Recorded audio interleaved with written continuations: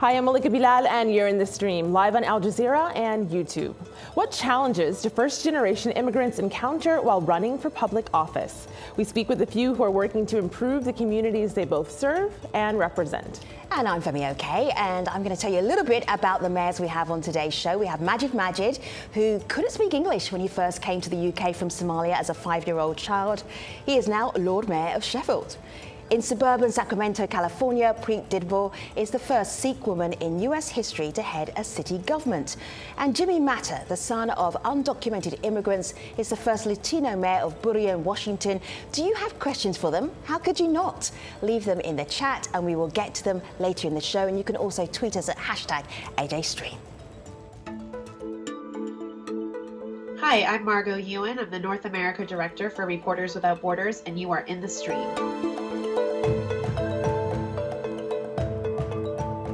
Joining us now from Sheffield, England, Sacramento, California, and Burien, Washington, we are happy to welcome Mayors Magid Magid, Preet Didbal, and Jimmy Matter to the stream. Hello, Mayors.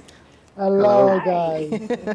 So our community is just as excited to have this conversation as we are, Femi. And Magid, I want to start with you. We got a lot of tweets about this picture behind me. This is a picture seen around the world. So the stream spoke to the photographer behind it. This is Chris Saunders, who writes into us, unconventional mayor in an unconventional pose in a very conventional location. That plus a dazzling smile, and if I may say so myself, a good composition. The pic's approach and Magid's youth and background made for a great combination that appealed across generations. Plus, it's pushed a few buttons with people who view things in a more traditional manner. Tell us about this photo and some of those people who don't think it was traditional enough. Well, this is what it is. It was just a case of I wanted to kind of show a different side to what Lord Mayors are really. Because people tend to expect and kind of think a Lord Mayor is somebody of a certain age, certain background. So there was that aspect of it, but more importantly, I just wanted to kind of show my character off, kind of just have a bit of fun with it, to be honest. And of course, that's going to come with a lot of negative comments, especially with a lot of people who are from a certain establishment. People have been socially conditioned for years of what a Lord Mayor is meant to look like, what a Lord Mayor is meant to act like. And it was just meant to have a lot of fun. And more importantly, I just really wanted to engage with a lot more people. And this was a really good, fun way of doing it. So, Magid, or Mayor Magid, you studied aquatic zoology and now you're Lord Mayor of Sheffield. Connect the dots. Right? What happened? Do you know what it is, Femi? Yeah? In all honesty, I never wanted a career in marine biology in an aquatic zoology field. I've always pushed myself and kind of wanted to do something that challenged me, but more importantly, I wanted to play a positive role within my community and those around me. So this came across as an opportunity, so I kind of thought, let me just take it with both hands, and here we are today. So God knows where I'll be in a couple of years' time. I could be doing something completely different, but it's all exciting. Mm-hmm. You know, Femi, maybe Magid didn't see himself in this role, but some of our community members might have. This is Marcus. He writes into the stream, humbled by even just some of the anecdotal accounts of Magid's good heart. And then also saddened, people refuse to give the guy a chance before criticizing him and bringing in religion and immigration as negative factors of why he shouldn't have the role as mayor. And if you scroll down to this tweet, which is on our account, we'll retweet it, you can see some of the anecdotes he's talking about. When I graduated, Magid was a president of the student union. He sat for a full week watching every single student graduate in 2012 in full robe. So some of your accolades there, but can you talk to us about some of the criticism? Well, this is what it is. It's especially in Sheffield, or from all parts of the country, to be honest. A lot of people, quite a lot of racist comments, a lot of xenophobic comments. A lot of people are just saying somebody from my background or shouldn't be holding a certain position like the Lord Mayor of Sheffield. And a lot of people saying I'm breaking tradition, I'm not respecting the protocols. But in all honesty, for every negative comment, there are hundreds of positive comments, and they're always the people who are saying a lot of these negative things are in a minority, to be honest. So the majority of the people are really quite supportive and kind of see the benefit this kind of brings to everybody. So it's exciting. I have to say that Jimmy and Preet are smiling as you were talking. Jimmy and Preet, do you have a question for Mayor Magid? I guess my question would be... Go ahead, Jimmy. Yeah, go ahead, Jimmy. My question would be, when you were running in your election, what did you hear at the doors? Well, in honesty, a lot of people were just kind of, I heard a lot of things that people say it's a breath of fresh air. And I think a lot of people are just excited to do things differently, in all honesty, because I think a lot of people were saying that they were kind of tired of the status quo. And this kind of gave them a lot of opportunity, and especially a lot of people from my background, from a BME background, were even more excited to have somebody that looked like them or somebody that can represent them. So in all aspects and corners of the city, a lot of people were just really, really excited for change. So a lot of people were really, really behind it. Jimmy, Congratulations for your win. Jimmy, you were already a political animal when you decided to run for mayor. What happened? What was that prod? What made you say, okay, I want to be mayor of Burien? Well, it really started after our current president of the United States had won. You know, I've always been respectful of who's in office, and I always believe that, you know, if you believe that that's not the way, then you should go out and lobby and, you know, protest and, you know, really make your voice be heard. But this particular win was a little bit more horrific for me because just the freedom of being able to have somebody tell me, go back to your country. So basically the way it went, I was at a store, and some individual said, you know, yep, that's right, your president's gone, you're going back home. And it's like, what home? The United States of America is my home. When I wake up in the morning, I don't wake up wanting to know what's going on in my parents' native country. I want to know what's going on in our country. And you also had digs at your family. The whole atmosphere around where you lived and your community had changed. Yeah, so I've lived in this community for about 20 years. My daughter was born in the city, and I'd come from a small town, and, you know, I had to confront, you know, racism and, you know, comments about, you know, my color of my skin, the color of my hair. And, you know, I just decided that it was time for me to basically talk about where I am, the struggles I went through when I was a young man. Wow. I want to bring up this tweet, Jimmy, that is referencing something you said before your election. This is Katie. She says, "This is beautiful. #Burien. You can rest assured that whenever you feel scared or insecure or you don't understand anything about this community that doesn't speak English, come knock on the door at the city council meeting. I'll be there to open it. CM-elect Jimmy Manta." And this, as several people have noted online, was after a pretty harsh election, and there were epithets and there were racial undertones to a lot of this campaign. Talk to us about that campaign and then how important that was for you to then win. You know, my daughter and I went to a door, and I knocked on the door and I said, "Hey, I'm running for Burien City Council." And I was pretty excited, like, "Hey, what can I do to represent you? What are you concerned as a member of the community?" It says two things. One is, I want these Mexicans out of here if they're illegals, and I want them to speak English. And so, you know, I said, well, look, you know, things are changing in our country. And my daughter was there, and I said, it changes hard. So she goes, the lady goes, "Can you want to come into my house?" Right away, my mind went, oh my, what if the police get involved, or she says something I did that I didn't.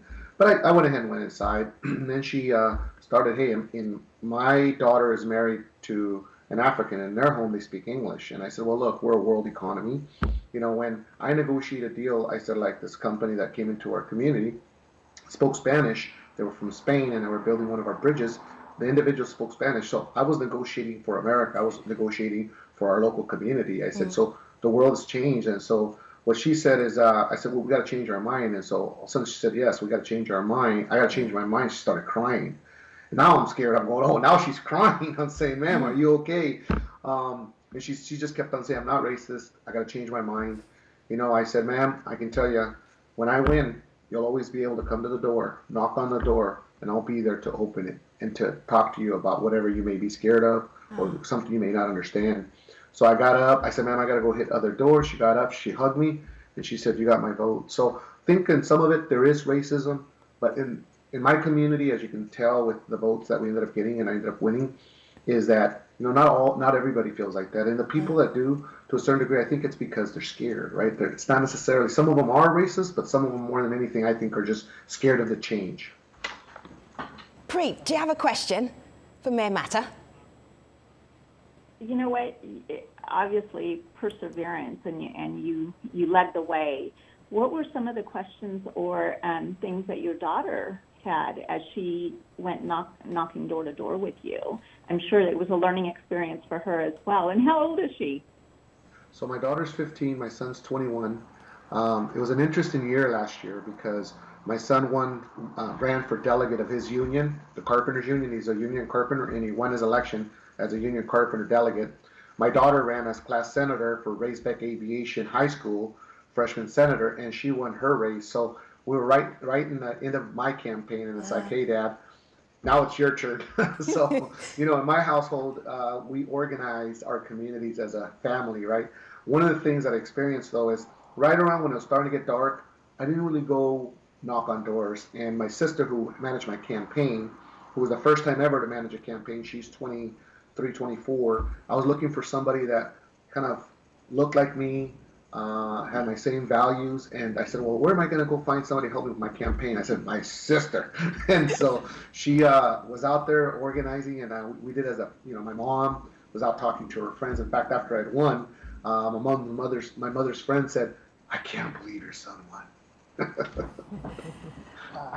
I'm going to bring in Preet, because we've spoken to Mayor Magid, Mayor Matter, and now we have to speak to Mayor Didbal. Mayor Didbal, there was this moment where you were being sworn in. I want to know how you were feeling at this moment, but let's play it first. Have a look. And I am happy to say that my bosses are here. For 10 years, I also dedicated my life to our community as a planning commissioner. I devoted and committed, culminating to being elected as a council member in 2014, and today as your mayor.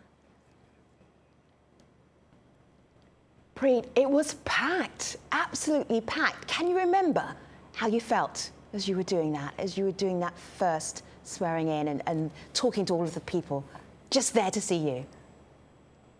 Absolutely, I remember. I'll never forget. It's still so fresh for me, even though it's been, some time has passed. The moment just to have my mom sitting there and looking over and having my daughter there, I'll never forget that moment. We've worked so hard. My parents were farm laborers. We worked the fields with them. And to get to this point, this was never anything that I ever dreamed of, let alone, achieving everything that we have together as a family, friends who have been so supportive all the way along. And it's been a tough road. It hasn't been easy, but with the support out there, it's anything's possible.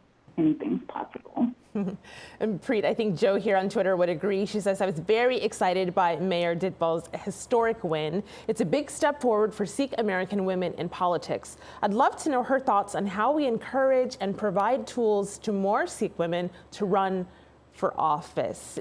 Because she's asking this question, I want to add a little addendum onto it. And what was the encouragement and or the pushback that you got from your Sikh community when you decided to run?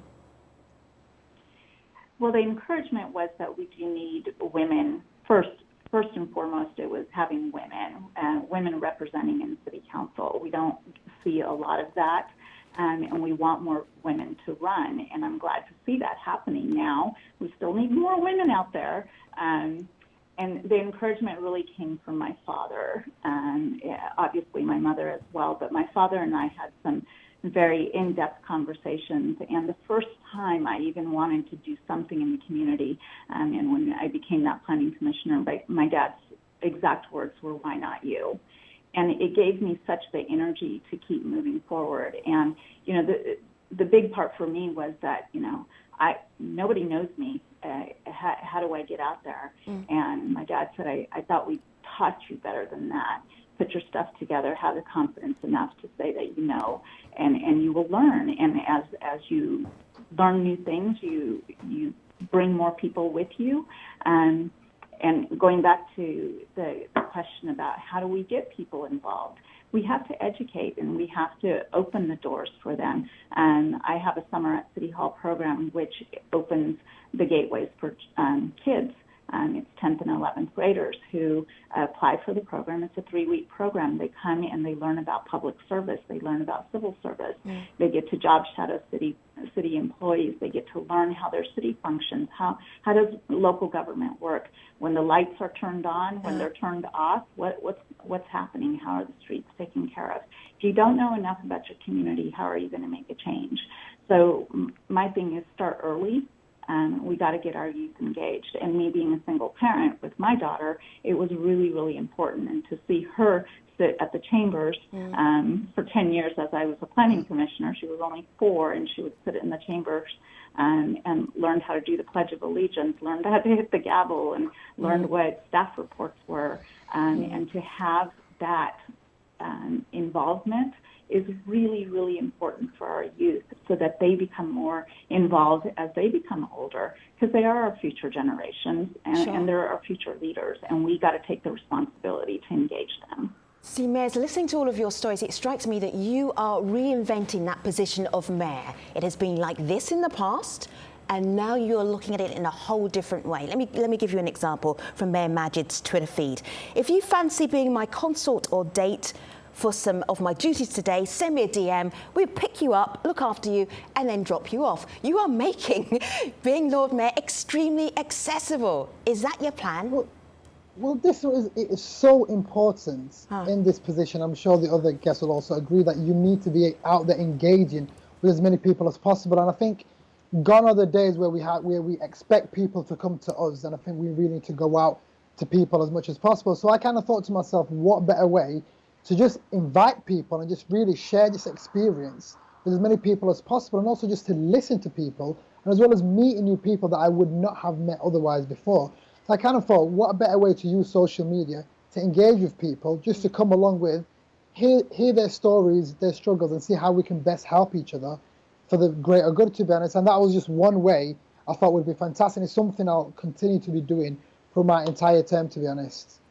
So I like that you turned to social media for that task, because of course that is what powers this show. So I'm going to bring up a comment that is live from our community members who are watching this on YouTube. Elizabeth says, lasting change happens when laws that support equal rights are created, but the political systems can sometimes seem very hard to enter or to navigate. Jimmy, I'll pose this one to you. How did you get over that first hurdle of deciding, yes, I'm going to run for office, and then what is it that you actually care about? What are you passionate about that then powers you? Well, I think it's making sure that, I think we all have our stories that were hard as immigrants in a country that has a system that's been in place, right? And so one is, going back into your mind and going, hey, you know what?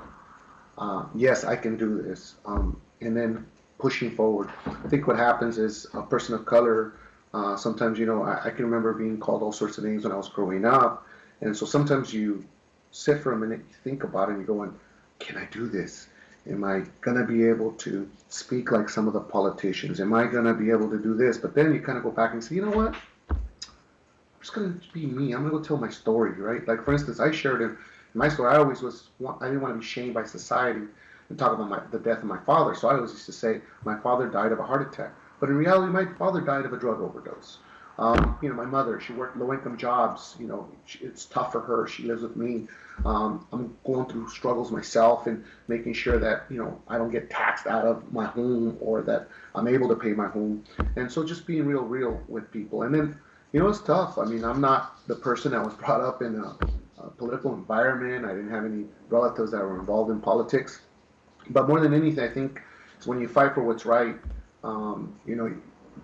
you will be steered in the right direction. And I got to tell you, I have my fellow council members, I support them 100% because they support me. They don't want me to fail. Things where I may, need a little bit more guidance, I'm getting mentored. People from the community, they want to be heard, but also they're realistic. And then I have those individuals that are unrealistic. It's like I got a Valentine's card that said, Mayor Malo, and then in Spanish they wrote, Mayor Hijo de Hilo. What they wanted to say is son of a blank, but they messed up the Spanish and they put son of a thread. And then Mayor Malo, bad mayor, you're not my mayor. And so at the end of the day, though, I think that we just got to continue to push forward, and knowledge will come, right? Knowledge will come. We're not born with knowledge. We're taught. We learn as we go forward and we grow as people. Yeah, I mean, you all have stories about hate and hateful constituents. But I think what's really important, I don't want to make sure we lose this, is your work and your platforms are really, really important. Yes, we know how you look and your ethnicity and your background and your immigrant backgrounds, but the work is really important. Preet, tell me about that. It is. It's absolutely important, and you have to stay true to yourself. When I decided that I wanted to give back to the community, as cliche as that may sound, it was really how I felt. I wanted to give back to a community that gave my family a home, to give us the privilege of living this wonderful life here in America. And it was truly what I felt. And I don't want to ever lose that. And if I do, slap me around and wake me up. But it's giving back to the community that gave us so much. And coming from the underserved area, I wanted to give back to that environment and that demographic, and it's so important to reach out. When I was out there campaigning, the first thing that people were saying is that they wanted a way to have public participation. And so when I first got elected, we started doing community forums, and community forums that talked about issues of concern with families and children. And it came down to vaping, marijuana, internet safety. We had, I coordinated with the FBI agent to come in and talk about internet safety and what they find on our computers, and what kids are into, and how we as parents can understand what's going on. We talked about different drug use. We've talked about suicide. We've talked about mental illness. These are all areas of concern that concern our families today. So my passion has always been that, is what is affecting our families today. And when I was out there campaigning, people wanted to have that voice, to be able to talk about those concerns and come together as a community and see what we can do. Those community forums offer them that ability. It's free to the public. We'll put them together as often as we can. We even serve a taco bar just to make sure that everybody gets fed. We have supervised kids area, so that the little kids who, the topic is too much, and they have a little Preet, area. I love that you're listing these things, because we actually got this question here on YouTube. Someone says, I'd like to hear more about how these mayors are improving their communities. So we heard just one way there, but before we get the answer from Magid, I wanted to play this video comment that was specific for you. This is from Matthew. From an international perspective, I think that what's most compelling about Magid's victory in Sheffield is that it presents the world a more hopeful narrative, compared to the current climate of xenophobia and intolerance that has become hallmark to the rise of the Brexit British far right. And on a personal note, as my city's first elected councillor of African Canadian descent in our over 200-year history, I have an even deeper appreciation for what he's just accomplished, and I have no doubt that he will forever change the landscape and the face of UK politics for generations to come. No pressure, change the landscape. What's your platform? Do you know what? First of all, a massive shout out to Matthew. He's been absolutely amazing. Nothing but love and support from him. So thank you very much, Matthew. But you know what it is, right? It's representation is so important, and I'm sure the other mayors will completely agree with me. It's all well and good that we've kind of got to where we are at the moment as mayors. It was even difficult because there was times where not just myself and even my other friends and family didn't kind of think that I would be able to actually get elected as a councillor. So Mayor Magid, I know you've done a lot more TV since you became Lord Mayor. We literally at the end of the show, in a sentence. Oh God, sorry, I do apologise. Yeah, no worries. Okay. In a sentence. I completely forgot what you asked me, so I'm sorry. Shoot. What are you most passionate about? Okay, so basically what I'm most passionate about is young people, and just because it's our responsibility to really empower them, just get them involved within civic life, because you don't have to be a mayor, a councillor, or hold a fancy title to make a real impact in your community. Everyone's got that possibility. You're listening to the Lord Mayor of Sheffield, Magid Magid, Mayor Preet Didbal and Mayor Jimmy Matter. Thank you for being on the stream today. It's been a pleasure. Take care.